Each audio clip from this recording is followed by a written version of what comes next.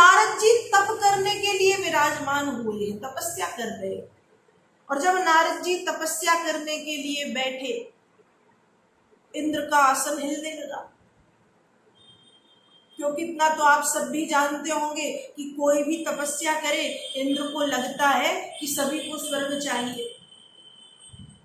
इंद्र ये नहीं जानता कि स्वर्ग से बढ़कर भी कुछ है जो लोग पाना चाहते हैं। अब जब नारद जी तपस्या करने बैठे तो देवराज इंद्र को लग रहा है कि नारद जी को मेरा स्वर्गलोक चाहिए है। इसलिए देवराज इंद्र ने कामदेव को कहा, आज्ञा दी कि तुम जाओ और जाकर के नारद जी की तपस्या में विघ्न बाधाएं उत्पन्न करो। इंद्र के कहने पर नारद जी की तपस्या में विघ्न बाधाएं उत्पन्न की।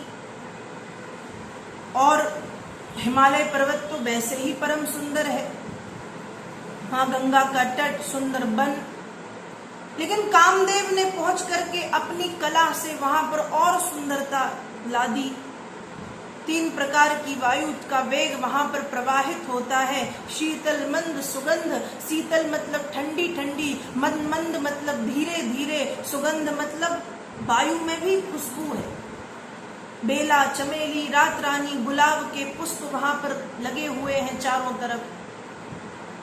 अप्सराएं नृत्य करने लगी, नृत्य गान करने लगी। कभी कोई अप्सरा नारद जी के कानों के पास चूड़ियां बजाती है, कभी कोई पायलों के घुंघरुओं की आवाज सुनाती है। कामदेव के 5 बाण और 5 बाणों का प्रहार कामदेव ने उस स्थान पर नारद जी के ऊपर किया, लेकिन कामदेव के 5 बाण जब नारद जी का कुछ भी नहीं बिगाड़ सके तो कामदेव के मन में यह भय उत्पन्न हो गया कि नारद जी तो काम विजयी बन गए हैं, लेकिन जैसे ही तपस्या से उठेंगे तो अपनी क्रोधाग्नि से मुझे भस्म कर देंगे। इसलिए कामदेव हाथ जोड़ के खड़ा है। कामदेव जब हाथ जोड़ के खड़ा है तो नारद जी भी नारद जी हैं।